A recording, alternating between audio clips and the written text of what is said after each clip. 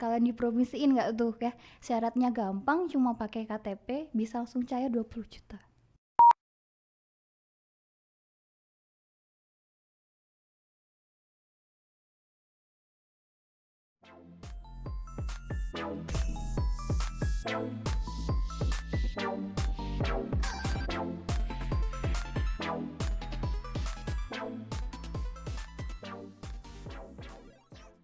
Assalamualaikum warahmatullahi wabarakatuh.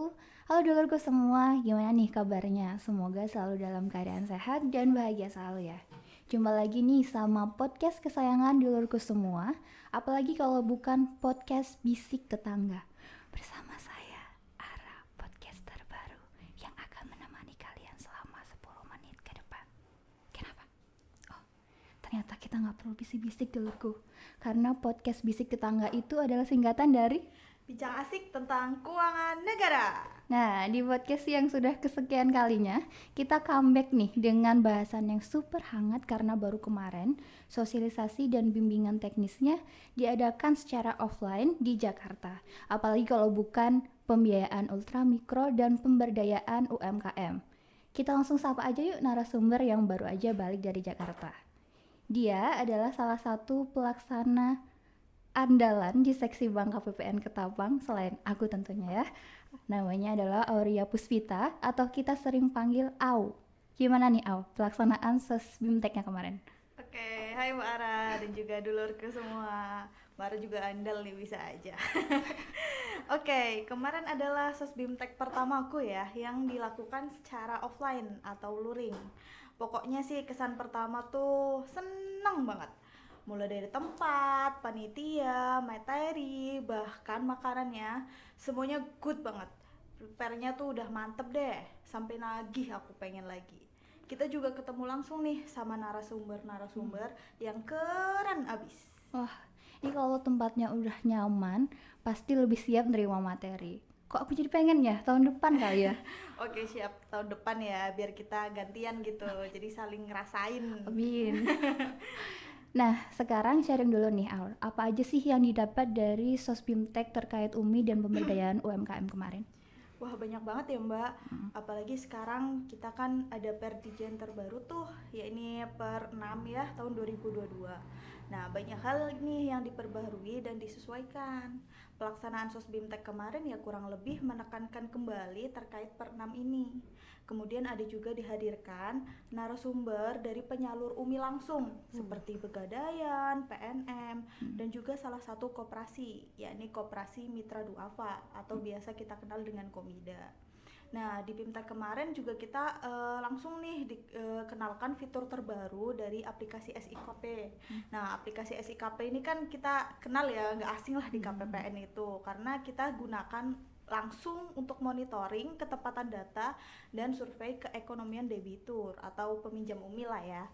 Nah, ditambah selain pembiayaan UMI, kita juga dapat nih dikenalkan tentang program pemberdayaan UMKM dari DCPB. Nah, yang seru di hari ketiga kita ada capacity building yang diadakan langsung di Jakarta International Stadium. Banyak banget ya Au. Gimana nih kalau misalkan kita bedah dulu satu-satu? Mungkin kan ada ya dulurku yang belum tahu UMI ini apa sih? Apakah yang pinjam harus umi-umi? Oh, Lalu enggak abinya dong. bagaimana? Enggak Mungkin dong. ya bisa langsung jelaskan ya Oh, Au. enggak dong. Jadi UMI itu singkatan ya. Jadi UMI itu ultra mikro. Nah, pembiayaan itu mungkin istilah umumnya itu biasa kita kenal dengan istilah kredit.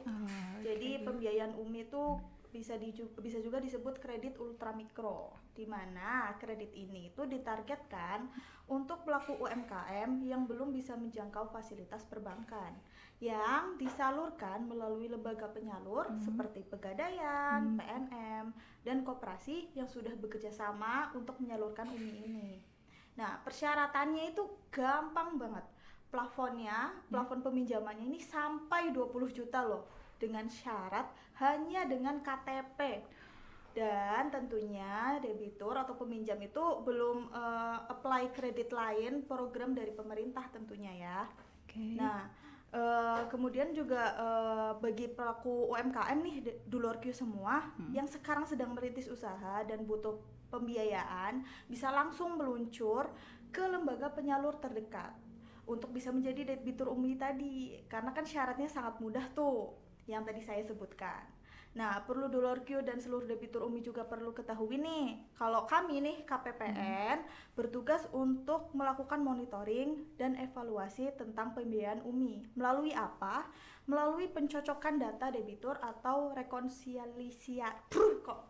Kok ini ya, rekonsiliasi maksudnya tuh susah ya. Rekonsiliasi data UMI dan juga survei. Jadi nih nanti misalnya Dolorq jadi debitur UMI, misalnya kita nih datang ke debitur UMI untuk melakukan survei, nggak usah takut-takut, nggak perlu takut-takut, toh kita cuma tanya-tanya aja nih bagaimana dampak pembiayaan UMI ini bagi debitur. Betul. Nah, Dolorq sekalian dipromosiin nggak tuh ya, syaratnya gampang, cuma pakai KTP bisa langsung cair 20 juta.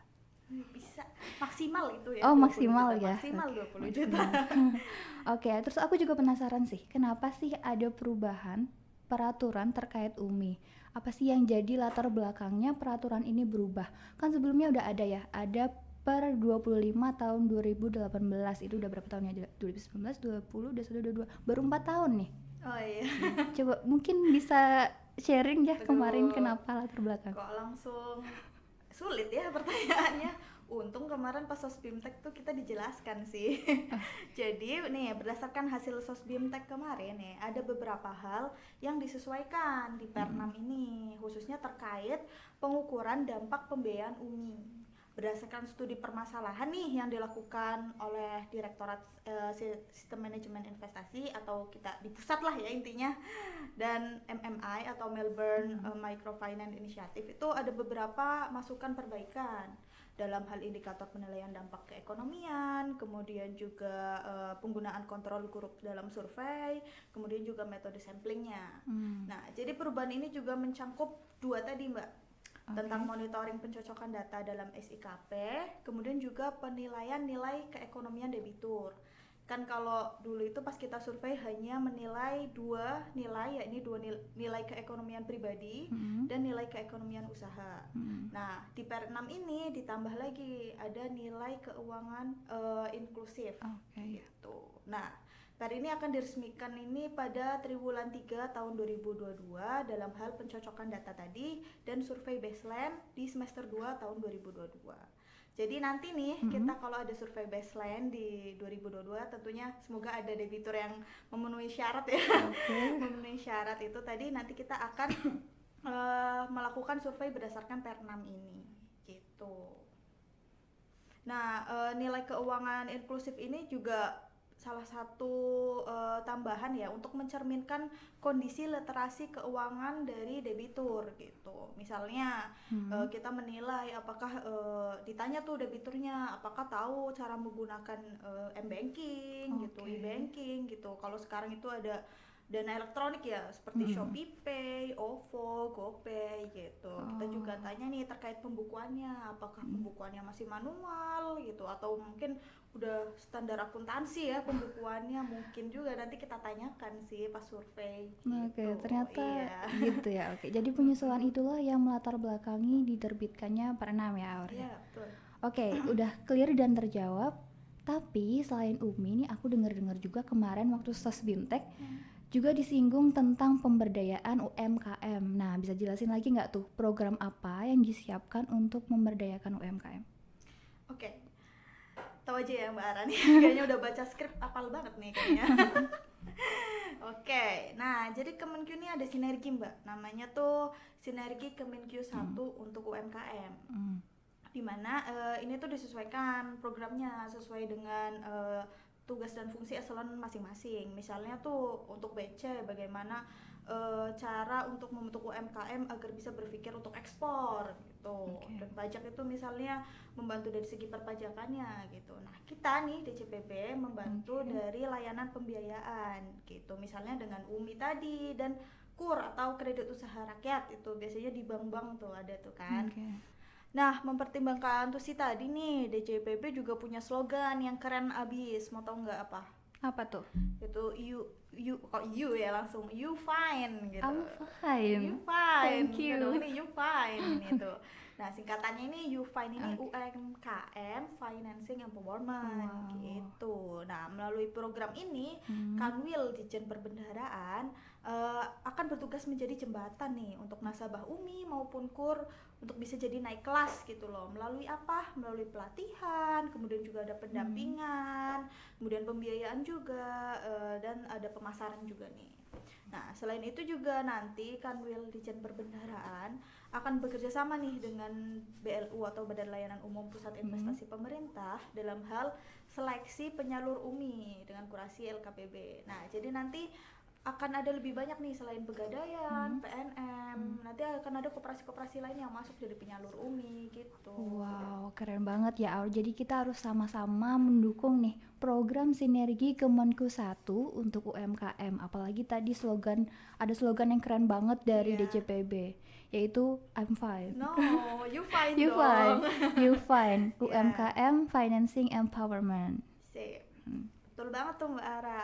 Program tersebut tentunya tidak akan berjalan dong kalau misalnya kita cuma diam dong gitu ya. Oke. Nah, kita juga harus bergerak nih membantu memberdayakan UMKM gitu. Apalagi kan kita KPPN nih ada kerjasama ya dengan bank. Apalagi kemarin Mbak Ara sendiri itu mempersiapkan tentang sosialisasi tentang UMKM loh. Nah, aku jadi keinget nih salah satu statement ya dari salah satu narasumber, yakni dari Koperasi Mitra Duafa, namanya itu Pak Sugeng. Kurang lebih ya beliau mengatakan bahwa kita tuh jangan hanya berpikir bagaimana cara membantu UMKM dengan ngasih duit gitu, tapi kita juga harus berpikir bagaimana sih cara membantu UMKM untuk dapat berdaya. Jadi kita jangan cuma minjemin duit gitu, jadi kita harus bimbing UMKM gitu untuk bisa berdaya gitu loh. Mantap.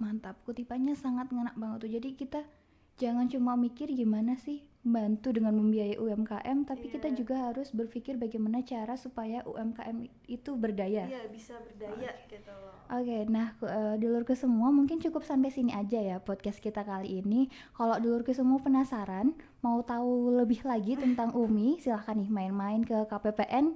Nanti kita ketemu dengan Mbak Aur. Gimana? Mbak Siap Ara juga Aur? dong.